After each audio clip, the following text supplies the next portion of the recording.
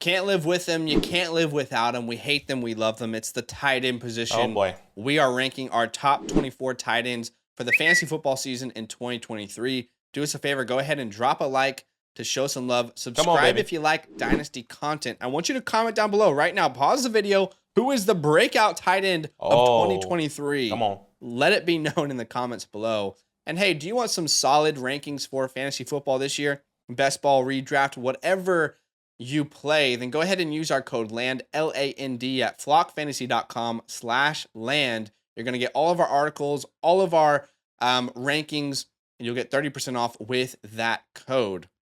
Okay, why don't we start here in tier 6, Badake? Ranking the top 24 was very interesting. It was. It was exercise because I feel like and I have labels for these tiers, but I feel like some of the players I'm not like, you probably aren't even drafting these guys. Agreed. Completely agree. I was like, why is this guy in my tier right now? But I was like, I gotta put him here. So the way I actually labeled this tier 6 is these are all potential streamers, right? Yes, love that. That's kind of the thought process, yeah. Not guys that I really have much faith in whatsoever, but as far as being, a reliable start this year, but maybe they can be a streamer if things go right for you. And, I'm assuming everyone's playing in 1 tight end leagues. There's some crazy 2 tight end leagues out there. But so here in this tier 6, that's where I have Mike Gesicki. Okay. I know it sounds crazy, but Mike Gesicki was top 5 in targets the year before Tyreek Hill came in. Mm-hmm. So, there's a scenario in which I wrote an article about Mike Gesicki before free agency saying, could someone look at him as a receiving threat rather than a tight end when you consider how weak the free agency class was this year? Maybe that was the Patriots. Maybe it was. Right? Maybe they're planning on getting him more involved in the passing game, and that's why he wanted to go there. I know he was frustrated with his role in Miami. So, hey, who knows? I know Hunter Henry's there, but Mike Gesicki, there's got to be a reason they brought him in. Yeah. This is where I would have Trey McBride. Trigger Trey. I do like Trey McBride, but again, there are still question marks. Is this going to be the year that he breaks out? I certainly don't think that you draft this guy in a redraft league or best ball and feel confident about him being your tight end 1. Right. I have a couple rookies here. I have Sam Laporta. Again, I have low expectations for rookies. I have Michael Mayer. I just don't know that you're really going to be able to draft these guys in a redraft league and just, I feel ultimate confidence that they're going to be able to start for me week 1. Right. Historically, that's not been the case. Mm-hmm. I have Juwan Johnson here, who had a nice little season last year. Okay. Who knows what's going to happen with Foster Moreau. This is where I have Irv Smith, who could be a little sleeper this year, heads to Cincinnati to replace Hayden Hurst. Yeah. And the last player I have in this tier is Dalton Kincaid. And I'm just going to leave it now and ask some questions. Anyone that I missed, anyone that you think shouldn't be in this tier, here in tier 6, potential streamer tiers. In tier 6, the only difference that I do have is actually the rookies, Michael Mayer and Sam Laporta. All 3, Michael Mayer, Sam Laporta, and Dalton Kincaid, all in my tier 5. I feel really confident in those guys. I know historically rookies don't have the history, but I think these guys' offenses and their opportunity that they're stepping in is very unique, unlike any other offense. I feel like, let's start off with Dalton Kincaid. He's going first-round draft pick. Obviously, Stephon Diggs there, but they're bringing him in for a reason. Maybe I would say, and we're kind of always been projecting this, he can finish really high this year, probably the highest finished rookie tight end. I would say maybe top 10, top 12 feels really comfortable here, and that would be, I would say, in my tier, within my tier 5 area. Michael Mayer going into,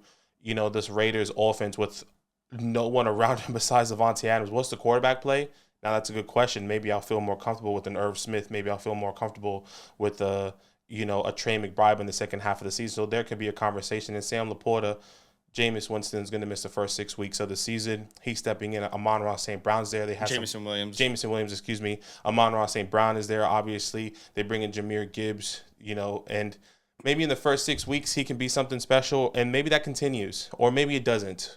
But I feel really confident drafting the rookies over, I would argue Irv Smith. That would be the only argument. And maybe that will be somewhere we see different. Obviously, we see differently. But Irv Smith with that offense, with Joe Burrow and how Hayden Hurst stepped in last year, maybe there can be an argument for sure. But I'm not really wanting to lean in Jawan Johnson, Trey Yeah. McBride in a redraft perspective, or Mike Gesicki. So that's why they're potential streamers. But I can kind of see it. By the way, Yeah. these aren't guys that I truly want to advocate for, because maybe there is something else later on down the road. But just so people understand where I have these Okay. guys in my tiers, just wanted to have the So conversation. I have to just step in here and be the the wet blanket, if you will. Sure. I wrote an article about this on Flock Fantasy, Mm-hmm. and I think it happens often because we do love these tight end prospects, but we kind of set too high expectations. I'm not saying that you have in particular, just in general, I feel like that's the case. Typically, tight ends are the expectations are too high for them as rookies, and the history. It's not even like the history is iffy, but historically, it's really really bad. I mean, they're gonna have to overcome some huge historical trends. Um, so if you look at top 12 finishes from uh, rookies who were drafted in the second round, that's never happened. We've never had a top 12 finish in the last decade. This data is all from the last decade. We've never had a second round pick finish as a top 12 tight end. And we've only had 22% of first round tight ends finish as a top 12 tight end. In fact, if you look at the average fantasy finish for rookie tight ends in the last decade, first round picks are averaging tight end 25 finish, which means if this is our top 24, rookie tight ends who are drafted in the first round aren't even averaging a top 24 finish, right? Yeah. Right. And then in the second round, tight ends in the last decade who were drafted in the second round, as a rookie, they finished averaging tight end 44. So I understand. I like these prospects in Dynasty. I think they could become something very special. I just think we need to lower our expectations. But to meet in the middle, why don't you choose one of these guys that you want to bring into tier 5 then? I'm assuming it's Kincaid. Yeah, it will be Kincaid. So I'll be happy to just move one of them down, or one of them up, and just see how we pan out. Yeah, I have a little bit lower expectations. Maybe I'm wrong. Maybe this is the year that these, rookie tight ends break the mold of history. But I'm just a little bit more concerned than your average person. Sure. Okay, so let's go to tier 5. And what I named this tier, by the way, is low end starters. Okay. So that's how I kind of was placing it. I don't know that you can really draft Dalton Kincaid at the end of your draft and expect him to start week 1. Do you know what I mean? Sure. Sure. It's that would be really tough for me to have that expectation of him. Maybe I'm wrong, but I've got Hayden Hurst here. Yep. Hayden Hurst signed big money in Carolina.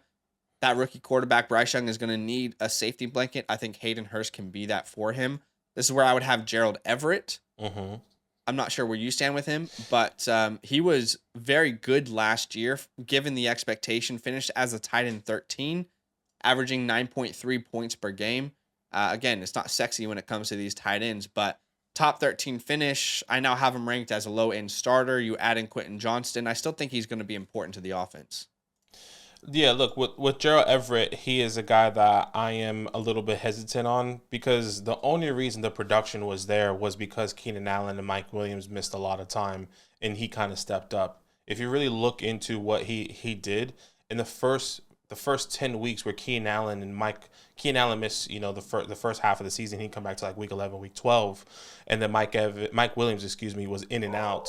He was tight end 9 in the first 10 weeks, and then the second half of the season, when Keenan Allen did come back, he was tight end 16. So there's a big difference there. Not saying, and the reason why I have him here is because I'm expecting them to get injured, right? So like, if miraculously they play more than the 7 games that they played this year or this past year, then I think Joe Everett could be a guy that we kind of see fading out slowly, especially with them drafting Quentin. And now, Keenan is out, Quentin's in, or if Mike's out, Quentin's in. Let's see how that really works out this year. But I have Joe Everett here in this tier. Yeah, that wouldn't surprise me at all. This is a guy like in a 20 round redraft league you take with your last pick. You know, he is my tight end 16. You mentioned back half of the season he was the tight end 16, so maybe that's a safe ranking for him.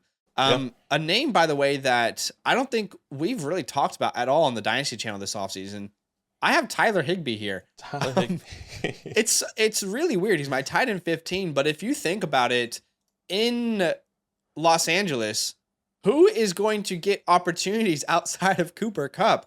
It's probably going to be Puka Tyler Nuka. Higbee. It's gonna be Puka Yeah, Nuka. look, I love Puka. I have low expectations for him to start, though. And if you look at average targets, so targets per game, we actually had Tyler Higbee in the top 5 last year. So we could be potentially sleeping on a name like Tyler Higbee. Again, Mhm. 5th in targets per game. He had more targets per game last year than Kyle Pitts, Dalton Schultz, Evan Ingram, Dallas Goedert, David Njoku, Greg Dulcich, George Kittle, Darren Waller. More targets per game than all of those names in the 2022 season. He could be a really Yeah. sneaky sleeper tight Yeah. end here in 2023. Yeah, and I think that's definitely the case. What he finished tight end, a top tight end 6 this past year, and I think a lot of that did have to do with Wow, did Cooper he Kupp. really? That's Yeah, it's insane. wild, and that had a lot to do with Cooper Kupp missing the second I half of the did not season. realize that. But even then in the first half of the season, he was decent. You know what? Finished tight end 8 one week, tight end 13, tight end 13, tight end 12. These are decent finishes for Maybe a he should be guy. higher. For a guy that went undrafted. So I do have him in this tier as well. Just know the expectations. Know that he probably won't have this amazing finish that he had this year. Kind of like a Joe Everett. Yeah. Cooper Kupp's coming in. Maybe they get more involved with Van Jefferson or Puka, whatever the case may be. Cam Akers is now healthy. So let's see what happens. But I think lower. I would maybe this tier should be low expectation starters. Like Yeah. I mean low end starters, pretty much the same thing. yeah. Right? So that's how I'm seeing it. Yeah, I think those are all good points. I've got 3 more tight ends in this tier. One being Cole Kmet. Come on, baby. So you're my guy last year. He did redeem himself towards the end of the season. Now, look, it wasn't any sexy year whatsoever, No. but he did redeem himself towards the end of the season. Finishes a tight end 8 on a per game basis. He was lower, averaged 8.7 points per game. But it's encouraging that the good streak came towards the end of the season, and it wasn't at the beginning and then it fizzled out. I mean, we like to see trends that could lead into next year. Cole Kmet, now has DJ Moore alongside of him and Darnell Mooney, so there should be more space over the middle of the field. Mm-hmm. I think, he's still worthy of being one of those late round picks as a starter. You're not going to rely on him to win championships, but if you pass on the position, take a shot on him. That's how I feel. Yeah, absolutely. And I was just thinking, tight end 8. What was my take? Must have been like top 10. And then I don't remember. Maybe it must have hit already, and I didn't even realize. It wasn't sexy. Maybe. But it definitely hit. The unfortunate part, though, is that the people who drafted him would have dropped him to the waivers, and someone else would have got that production.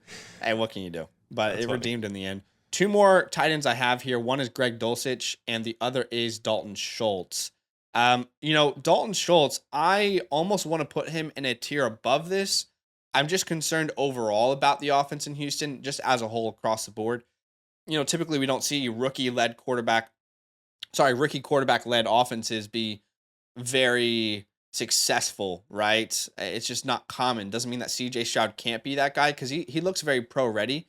But Dalton Schultz, maybe he should be in a higher tier. He is one of 4 names that I think could lead their team in targets at the tight end position. Definitely. 1 being Travis Kelce, 1 Mark Andrews, 3 Darren Waller, 4 Dalton Schultz. So maybe he should be higher, but I think he is my favorite of this bunch of like these late round. Hey, like you punted so far, take a shot on Dalton Schultz. Yeah, agreed. I like it. This is exactly what I have in my tier. There is one more person. Okay. And a guy that we both love, a guy that we're telling everyone to go buy and trade for, whatever the case may be, dynasty and redraft, that's Chig. Yes. And I have Chig in tier 4, but go ahead. I have him in this tier because I don't know the way my tiers are constructed. I'm not necessarily sure he fits with the other people. And my tier 4 is my smallest tier, by the way. Sure. So I'm not necessarily sure if he can fit in my tier 4 with what we've seen with the other 2 guys here. But he is my first tight end in my tier 5. So that's where I'm at. But still love Chig. Love to hear what you're thinking. Yeah, so back half of the season, Chigakonkwo was the tight end 7. And that was playing a very low percentage of the snaps. And he still finished tight end 7. maybe it's a little bit of projecting with me when it comes to Chig. Sure, sure. And, I've found in this offseason, I'm a little bit higher on Traylon and Chig than yourself overall, just overall. I do believe the offense is built around Derrick Henry, but I think the coaching staff and the new GM is very well aware that there's clear limitations there, and they're not going to be able to build around a 30-year-old running back forever, right? I think they're aware that there needs to be some focal pieces that come out here in 2023, and I think one of those would be Traylon, the other would be Chig. Like I said, second half of the season ended up as a tight end 7. And when I say he wasn't averaging a lot of snaps, I'm saying under 50% of the snaps. He will step in here in 2023, and it's just projecting, but I feel very confident in it. He's going to be a 70, 80% snap guy. And I mean, I think he's going to be a very, very reliable starter. What I labeled this tier here is just solid starters. Okay. Not guys who are going to win you leagues, but they're going to get you 8 to 10 points, right? They're going to get you 7 to 9 points per game on a weekly basis. And there will be weeks that they win you weeks, but that it's not going to be every single week. So I would like to advocate for Chig here. In the solid starters tier. Happy for that. But yeah, I think when we think about trends to end the year, it's good to know that, Chig put up those numbers with Ryan Tannehill. It's good to know that the team to end the season, they were trending in the direction of utilizing Chig more and more and more. Again, tight end 7 to finish the year, back half of the year. So I feel very good about Chig stepping in. I just think this offense is going to be built around Traylon and Chig. Yeah. I hear you. So yeah, maybe I am too high on him. Maybe I am, but I'll advocate for Once him. again, I'm not like a anti-Chig. This is more me playing conservative. If I'm really going to go for these tight ends, I just don't think he fits here. But I'm interested to see who you have in this tier 4. Yeah, so the other names that I have in this tier 4 would be David Njoku. I think he's a solid starter. I will put Pat Freiermuth in this tier. Okay. And I would put Evan Ingram in this tier. Okay. And, again, Chig, if people are going to watch this video and they're just going to look at fantasy finishes last year, you'd be like, okay, this guy has no idea what he's talking about. Like, why are they even in the same category? Well, Evan Ingram averaged 10.4 points per game. David Njoku averaged 10.1. And Pat Freiermuth averaged 9.9. I have a little bit more hesitations on Pat just breaking out when you've got George Pickens, you've got Deontay Johnson there, right? I'm a little bit more concerned about his target share in that offense, whereas Chig, I think he'll be a more important piece to the passing offense. And you can make a case that maybe Evan Ingram is a little bit too low, but if Evan Ingram last year averaged 10.4 points per game, and now you add Calvin Ridley, I'm just not sure that that's going to skyrocket, right? So again, it's projecting myself to have lower expectations for these 3 guys as a whole. I think they're all solid starters. I think you can draft them with confidence, but me projecting Chig to become one of those 8 to 10, point per game guys here in 2023. So that's the way I'm looking at it. Okay, so the only 2 players I have in this tier was Evan Ingram and David Njoku. I have Pat Freiermuth in my tier 3, and obviously Chig, which we talked about, in tier 5. So that's the difference. And, going based off of the finish is kind of like what we were talking about. Evan Ingram, tight end 5. David Njoku, tight end 11, a really late-end guy, 10.1 fantasy points per game. I think he was like top 10 in points per game, or top 8 or something like that in points per game, which is really decent for a guy that went. Freiermuth?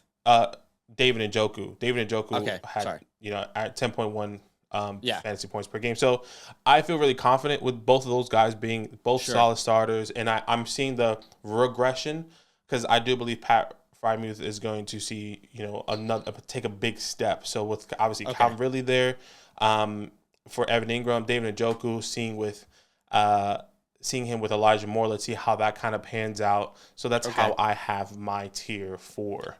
So I'm probably a little bit more hesitant on Kenny Pickett and Pat Freiermuth as a whole compared to you, so I can see where you're coming from.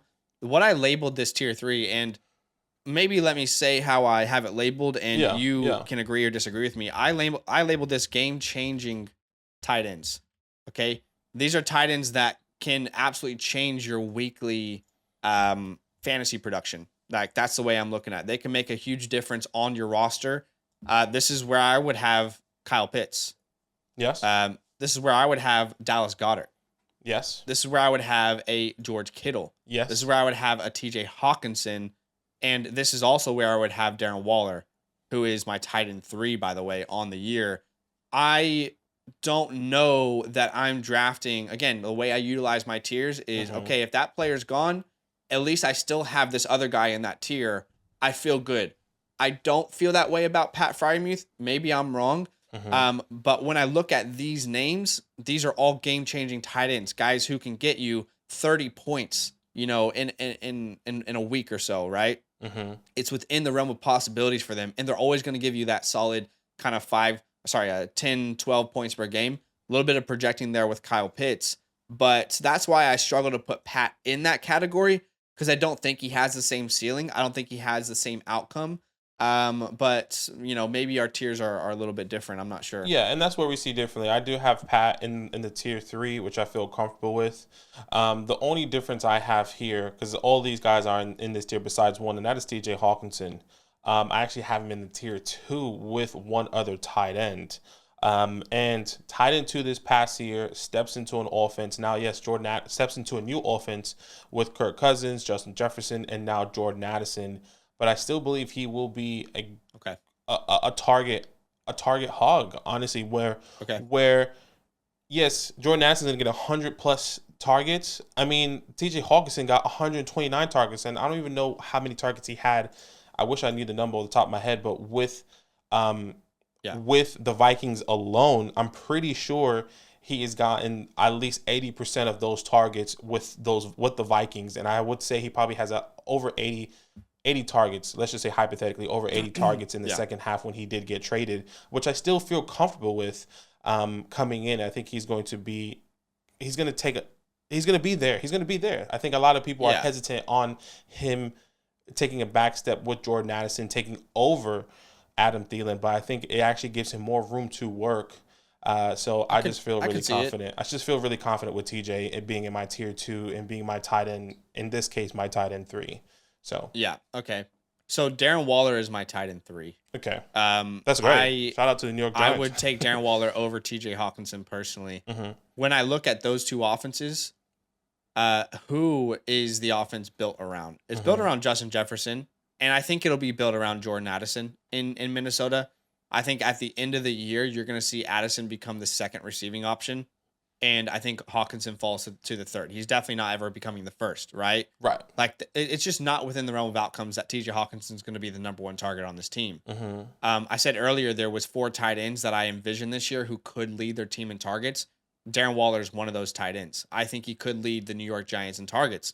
No disrespect to Wan'Dale Robinson, Paris Campbell, no. whoever else that you guys have brought in. I don't care. They're not the same talent as Darren Waller. And yeah, definitely not Jalen Hyatt. No disrespect, but this 3rd-round rookie is not going to come in and demand targets like Darren Waller will. When healthy, he has been absolutely incredible. Let's hope that he stays healthy, because I think he'll be Daniel Jones' best friend here in 2023. Absolutely. And I mean, if I had to put a bet on it right now, who's going to get more targets if all players stay healthy, I would put Darren Waller pretty comfortably ahead of TJ Hawkinson. But maybe that's just me projecting a little bit too much. Maybe I don't have, the right faith in TJ Hawkinson. I just feel like, and maybe I'm wrong, I just feel like he's a fine starter, but I don't know that there's like this upside to finish as a tight end 1. Like, I don't see that being a possibility for him. Okay. And that's fair. Like, it's not that I see him finishing as tight end 1. I see him still competing to be in the top 3. And Darren Waller is 100% in there. I'll even say Dallas Goedert's in there. I think he would have finished tight end, like a top 3, top 4 tight end this past year. So all these guys, I would say however way you kind of want to mix it, I'm really happy. Now, we can break down each offense, but I think I'm going with what the offense that I feel more comfortable in. And I'm a Giants fan, so like I love that you're saying Darren Waller is going to lead, and he is going to be the number 1 target. But I also see them spreading the ball around, because that's exactly what they did last year, even though they didn't have their number 1 target like a Darren Waller now, where he and TJ Hawkinson, we know they're going to spread the ball around. We know he's going to be a red zone threat. We know Kirk Cousins is going to find him in the middle of the field. We saw that, especially in the second half of the season when he didn't really know the offense. He was still learning. He was still trying to understand. And I feel really comfortable with that, I guess, that thought process when I think of drafting my tight end. So I feel comfortable with TJ. Again, the way I use my tiers, I've said this a lot on different videos, is if I miss on a player, am I upset? Like, do I feel like I missed out on a top tier, right? If TJ Hawkinson goes off the board, this is why I have him in this tier with Darren Waller and George Kittle. Like, if TJ Hawkinson goes off the board, I'm completely fine. I'm not fazed by it in the draft, right? Sure. Like, I'll get George Kittle. George Kittle probably, I mean, he had a higher points per game than TJ Hawkinson himself last year, right? So, like, if Dallas Goedert falls to me, if Darren Waller falls to me, fine. Maybe that just means I don't view TJ Hawkinson the way the rest of the community does, and I'll be happy to let other people draft him. If he goes off the board, I feel fine because someone probably overdrafted him, and then I can get Darren Waller, Kittle, Goddard late. But yeah, I would have Mark Andrews in this tier 2 and Travis Kelce in the tier 1. I'm sure you're the same. Exactly. Mark Andrews is a tough one because a lot of those games towards the end of the season that weren't so hot came from Tyler Huntley. Lamar Jackson had some injuries. Mark Andrews himself had some injuries. Yep. But this is Mark Andrews is the only tight end in like the last decade, might be like last 8 or 7 years. I can't remember exactly, but the last decade or so, who has at one point superseded Travis Kelce as a tight end 1 in Dynasty in redraft. Sorry. Be careful. Like, he is, and we're only a couple years removed from him being the tight end 1, right? So, I mean, to me, again, I just think Mark Andrews and TJ Hawkinson, I would have in different tiers. But maybe that just means I'll pass on TJ Hawkinson in redraft leagues this year because I don't think you're alone in putting TJ Hawkinson all the way up there. Yeah. And once again, I just feel comfortable, and I'm happy with with TJ there. So I feel really confident. Let us know in the comments if you feel like you like TJ Hawkinson. Sure. Yeah, let us know. Why don't we, just to finish, quickly show exactly how we actually have our individual tiers? Sure. This is what the collective list ended up looking like. For me, I would actually have Pat Fryermuth down a tier. I would have TJ Hawkinson down a tier. And that's pretty much what it would look like outside of me putting Dalton Kincaid maybe down a tier as well. What would your final list look like then? So I actually have Dalton Kincaid, Michael Mayer, Sam Laporta, all in all in low end starters. It's a lot of them in there because of the video. Yeah, the video. A lot of, and that's one of my biggest tiers. I also have Chigga Quanquo down, with Pat Fryermuth up.